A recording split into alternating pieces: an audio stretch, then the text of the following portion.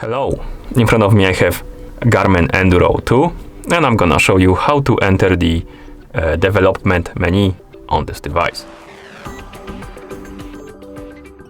First we need to open the menu. To do it, simply press and hold the up/menu button. Once the menu opens, use the up and down buttons to scroll through the menu. Scroll through the menu until you find the system option. Then press the start/stop to enter.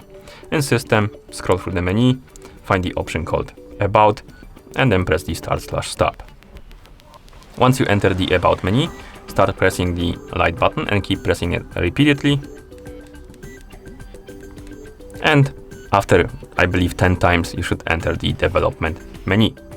And here we have a couple of options like force crash, save RAM region, dump red pine RAM, dump GDB, dump OTD snapshot, enable BT logging, disable BT logging, enable ANT logging, disable ANT logging, enable PTS test mode, and disable the PTS test mode, and also playback, record log, menu testing, disable golf membership, clear call points, easy hunt server, demo mode off. So basically we can turn on and off the demo mode, and also we can reinstall the software right here.